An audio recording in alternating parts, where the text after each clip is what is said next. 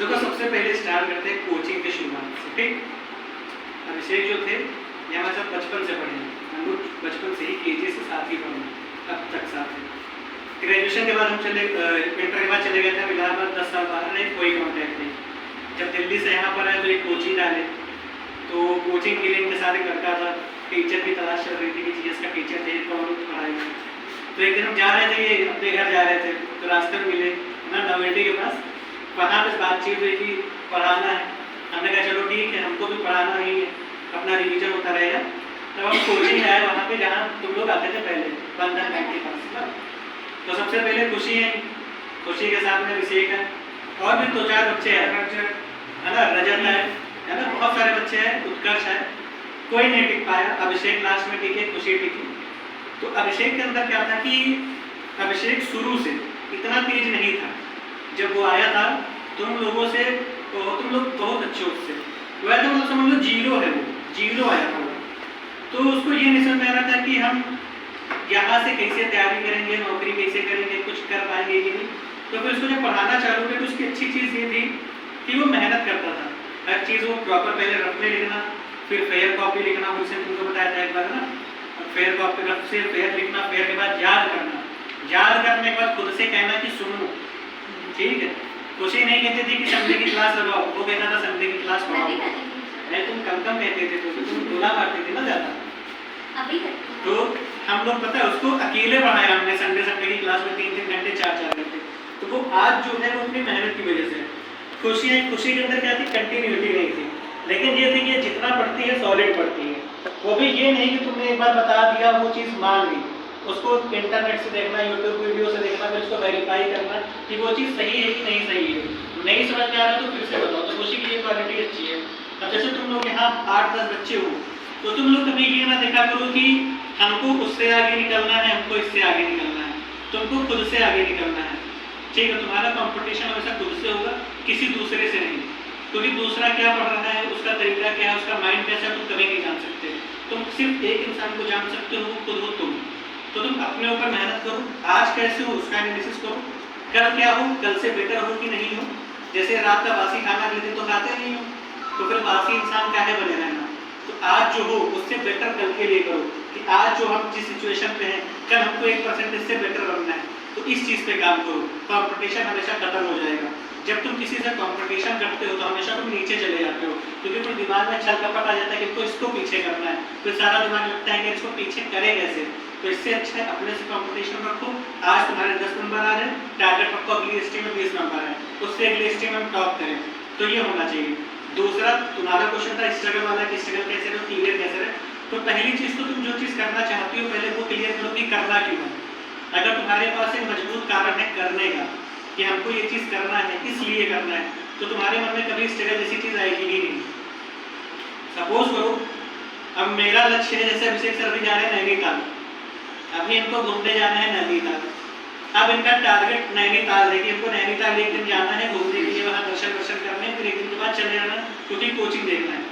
अब मान के चलो इनको नैनीताल जाना है, अब ये सोचे कि यार नैनीताल जाना है, जा पाएंगे कि नहीं जा पाएंगे, वहाँ इतना खर्चा आएगा, कैसे जाएंगे, यहाँ स्टे मिलेगी कि नहीं मिलेगी। अगर लक्ष्य क्लियर है कि इनको नैनीताल ही जाना, जहाँ जाना है वहीं जाना है, तो तुमको बीच में कितनी बाधाएं आ रही हैं, कितनी दिक्कतें आ रही हैं, घर वाले क्या कह रहे हैं, पड़ोसी क्या कह रहे हैं, तुमको कुछ नहीं दिखेगा, सब दिखना बंद हो जाएगा। क्योंकि एक बार अपने क्लास में बताया था कि मन का एक नियम होता है, जिस चीज़ को तुम ध्यान लगाओगे मन को बड़ा कर देगा, और जिस चीज़ को तुम नेगलेक्ट करोगे उसको छोटा कर देगा। तो सेम चीज़ लाइफ के ऊपर है ना, जो तुम्हारा लाइफ वाला क्वेश्चन था ना। तो लाइफ में जो तुम जिस चीज़ को अच्छा मानोगी कि ये चीज़ सही है, तो तुम्हारा मन उसको बड़ा कर देगा। कभी तुमने देखा होगा कि एक टाइम पर तुमको अच्छा फील हो रहा होगा तो लगातार 4 दिन तक अच्छा फील हो रहा होगा। क्यों? क्योंकि तुम्हारे मन में एक चीज़ आ गई कि ये चीज़ अच्छी है, और तुम्हारे मन में उसको 4 दिन पकड़ लिया, तो तुमको 4 दिन अच्छा लगा। तो फिर 5वें दिन क्या हुआ, तुम पास्ट में चले गए, अरे हमारे साथ तो ये चीज़, अब सुबह उठना है, हमको कोचिंग जाना है, पढ़ना है, नौकरी लगेगी कि नहीं लगेगी। तो तुम्हें अगर सक्सेस होना है किसी भी एग्जाम में, तो तुम्हारे मन में ये चीज़ होना चाहिए कि ये एग्जाम क्लियर होगा और हमसे ही क्लियर होगा और किसी से नहीं क्लियर होगा। सफलता के लिए सफलता की कामना और विल पावर, ये 2 चीज़ें होनी चाहिए, सक्सेस अपने आप मिल जाएगी। तुम किसी भी बड़े व्यक्ति को देख लो, उसने कभी ना कभी मन में एक ब्लूप्रिंट तैयार किया होगा और उस ब्लू प्रिंट पे हमेशा अडिग रहा होगा कि हमको यही चाहना है, उसके अलावा कुछ नहीं चाहिए। तो सेम चीज़ लाइफ के साथ में भी होती है। और लाइफ में जो उम्र के साथ सीखने वाली बात होती है वो ये होती है कि तुम, एक चीज़ होता है कि तुम समय पर चीज़ों को पढ़ लो, सीख लो, एक दूसरे से सीख लो कि शालिनी के अंदर कौन सी अच्छी चीज़ है जो मेरे अंदर नहीं है, शालिनी खुशी के अंदर देख ले, खुशी महिमा के अंदर देख ले, महिमा और ग्रिसेन के अंदर देख ले। तो इस तरीके से क्या करो, एक दूसरे की क्वालिटी को अपने अंदर ऑब्जर्व करो कि अगर उसके अंदर ये क्वालिटी अच्छी है तो वो क्वालिटी मेरे अंदर भी होनी चाहिए। ये चीज़ अपने ग्रुप में भी ना रखो, टीचर्स में भी रखो कि कोई टीचर बोलने में अच्छा है तो हमको भी बोलने में अच्छा होना चाहिए, किसी टीचर की मैथ अच्छी हो तो मैथ में हमको भी अच्छा होना चाहिए। तो ये सीखने की प्रवृत्ति रखो। सीखने के लिए दिमाग जब खुला होगा तो तुम्हारा मन हर चीज़ को ऑटोमेटिक खींच लेगा कि ये चीज़ इनकी अच्छी है, अब उस पर काम करो। तुम्हारे अंदर अब बोलने की स्किल नहीं है तो कोई टीचर तुमको बोलने में अच्छा लग रहा है कि ये बोल सकता है, बढ़िया बोलता है, तो तुमको सीखना चाहिए कि बोल कैसे रहा है, वो कैसे थॉट प्रोसेस, उसकी अरेंजमेंट कैसी है, उसकी क्या बुक पढ़ रहा है। इस तरीके से तुमको एक रास्ता दिखेगा कि हमको किस रास्ते पर चलना है, कौन सी किताबें पढ़नी है, कौन सी किताबें नहीं पढ़नी है। घर पे जैसे खाली हो तो खाली समय में बहुत लोग होते हैं रील्स देखते, रील्स मत देखो, कोई किताब अच्छी सी खरीद लो मार्केट से, नॉवेल, उससे सीखो कि वो क्या कह रहा है, जीवन में कैसे आगे बढ़ना होता है। अपने घर वालों से इंस्पिरेशन लो कि घर वालों की स्थिति आज जो बेटर है वो पहले नहीं रही होगी। आज जो तुम्हारे पापा जिस स्थिति में होंगे वो अपने शुरुआती दिनों में नहीं रहे होंगे, तो उनसे बात करो कि आपने उस समय पैसा क्या किया था जो इस स्थिति में आप आज है, तो वो तुमको बताएंगे अपना रास्ता। देखो समस्या सबकी जिंदगी में एक ही रहेगी, बस उसका रूप बदल जाएगा। तो अगर तुम दूसरे के अनुभव से सीखोगे तो जब वो समस्या तुम्हारे सामने आएगी तो तुम लोग क्या करोगे, तुमको रास्ता पता है, हल भी पता है, सीधा तुम क्रॉस कर जाओगे। सपोज तो तुम्हें पता है कि आगे से गली है, आपको गली में जाएंगे तो हर गड्ढा है, अब तुमको गली पता है कि गड्ढा है तो तुम गली छोड़ दोगे ना। इसी तरीके से तुमने अपने से बड़े से बात करी, बड़े ने क्या किया, अपनी पूरी जिंदगी कहानी बता दी तुम्हें, कहानी तुम्हें पता, अब तुम्हें पता है कि सामने ये गड्ढा हमारी जिंदगी में भी आएगा। जैसे तुमको लगा वो गड्ढा आया, तुमने उनके नॉलेज का यूज किया, तुरंत उस गड्ढे को क्रॉस करके नहीं तो रास्ता बदल दिया। तो ये होता है समय का सिखाना, और समय हमेशा कुछ ना कुछ सिखाता ही है। इस पर भी कुछ ना कुछ ऐसा कहीं ना कहीं हो रहा होगा जो तुमको अभी नहीं तो घर जाके पता चलेगा, तो उससे सीखो। मान लो कोई सक्सेस हुआ तो मान लो तुम्हारे घर वाले तुम्हारी बुराई कर रहे हैं कि उनका लड़का तुमको पता है कि उनका लड़का घटिया है, लेकिन ये पता करो कि उसके लड़के ने ऐसे किया क्या कि वो सिलेक्ट हो गया। तुम बुराई ना देखो, घर वाले क्या होते हैं तुमको वो करते हैं कि तुमको बुरा लगे अंदर से, तुम भी कुछ करके दिखाओ, क्योंकि उनकी भी तमन्ना है कि तुम पैसे लगाए, तुम्हारे ऊपर 25 साल पढ़ाया, तो वो चीज़ उनको चाहिए कि तुम भी कुछ रिजल्ट दो। लेकिन ये कहते हैं ना, बहुत सारे लोग क्या करते हैं, 90% लोग कि अगर किसी की तुलना उन्होंने सुन लिया तो क्या कहेंगे, पहली तो हमारी कंपेयर ना करो किसी से, दूसरा वो उसी में बुराई निकाल देंगे, कह रहे हो तो पढ़ने में बेवकूफ़ था। लेकिन ये देखो कि वो पढ़ने में बेवकूफ़ तो था, लेकिन उसने ऐसा क्या किया, 3-4 महीने में जो एग्जाम निकाल दिया उसने, उससे मिलो, उससे पूछो कि तुमने ऐसा क्या किया, और उसके सामने अपने आप को श्रेष्ठ ना दिखाओ, बेवकूफ़ बन जाओ।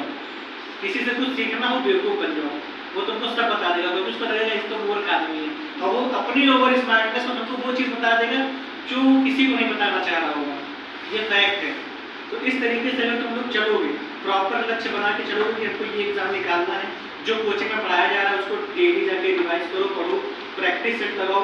हम नहीं कहते कि ST का ही लगाओ, ST के अलावा मार्केट में बहुत सारी सीरीज आती हैं, बुक खरीद लो, 10-10 प्रैक्टिस सेट मिल जाते हैं, वो सॉल्व करो, नोट्स पढ़ो, नोट्स पे भरोसा रखो कि इसी से आएगा, इसके अलावा कुछ नहीं आएगा। नोट्स पे जब कमांड हो जाए तो उसके बाद आउटर चीज़ें पढ़ो, जैसे कोई पेपर हुआ उसको देखा तुमने, तुम्हें पता चला कि ये नोट्स में नहीं लिखा है तो कम लिखा है, उसको इंटरनेट से जाओ, ढूंढो, अपनी कॉपी में ऐड कर दो।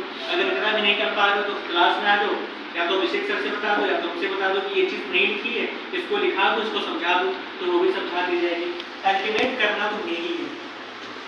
अगर जैसे कृष्ण जी की बात हो रही है ना, गोवर्धन पर्वत पर तुम सारी चीजें चढ़ाओगे तो वो बरसात करेगा, तो वो क्वेश्चन करते थे, क्वेश्चन करते करते समाधान ढूंढते थे, बड़ों के सामने बैठ कर डिस्कस करते थे। फिर 18 साल गाय चराने के बाद उन्होंने क्या किया, द्वारका जैसी नगरी बना दी, और उसके बाद महाभारत में ज्ञान दे दिया, जिसको गीता कहते। तो गीता क्या, उनका जीवन का अनुभव ही तो है। तो सेम चीज तुम्हें भी करना है। भगवान कोई ऐसा चीज नहीं है कि उसके पास शक्तियां हैं, वो तुमको हर चीज दे देगा। भगवान मतलब वो पैदा हुआ, अपने कर्मों को उसने अच्छे से किया, कर्मों से सीखा, संघर्ष किया, तब जाकर उन परिस्थितियों ने उसे भगवान बनाया। क्योंकि नॉर्मल आदमी होता है उस परिस्थिति में कह देता है हमसे हो ही नहीं सकता, तो भाग ही जाता उस फील्ड से। लेकिन वो क्या किए, वो अड़े रहे, बोले नहीं जीवन एक ही है, इसी ने हमको सब कुछ करना है, और वो सब कुछ करते चले गए।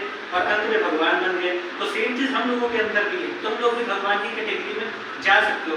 बस ये है कि अपनी परिस्थितियों से सीखो, उससे तुम अपनी फेलियर से सीखो, उसको नोट डाउन करो, अपने थिंकिंग को ब्रॉड करो, अपने मन पे काम करो। जितना ज़्यादा तुम्हारी थॉट प्रोसेस अच्छी होगी, जितना ज्ञान होगा, उससे अच्छा तुम बहुत कुछ लाइफ में प्रोडक्ट कर पाओगे। नहीं तो सोचो कि ये परिस्थिति हमारे साथ में है, घर वाले कहते हैं तुम लड़की हो, तुम कुछ नहीं कर पाओगी, तुमको दूसरे घर आना है, तो इसको चैलेंज लो। मन मजबूत होगा तो तुम इसको चुनौती देखोगी।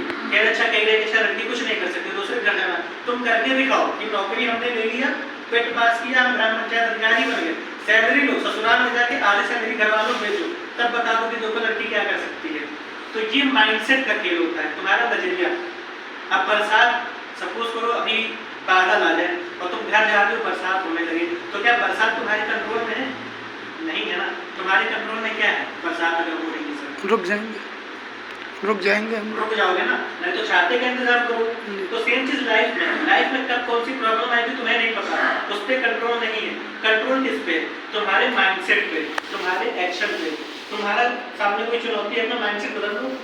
रेफरेंस देखो, इस दुनिया में कोई ऐसा काम नहीं है जिसको किसी न किसी व्यक्ति ने ना किया हो। जब रेफरेंस ढूंढोगे तो तुम्हारा मन ऑटोमेटिक मजबूत हो जाएगा कि अरे जब ये कर सकता है तो क्या नहीं कर सकते। सपोज पहले क्या था? पहले ये था कि आदमी जो है ज्यादा तेज दौड़ ही नहीं सकता, लेकिन उसैन बोल्ट आया, उसने विनाशी बदल दिया कि आदमी की ये भी लिमिटेशन पार की जा सकती है दौड़ने की।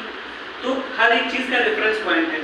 तुमको लगता है लड़कियां कुछ नहीं कर सकती, तो तुम टीना रावी को देख लो। आज के टाइम में अगर मॉडर्न की बात करें, पुरानी बात करना है तो किरण बेदी को देख लो। पहली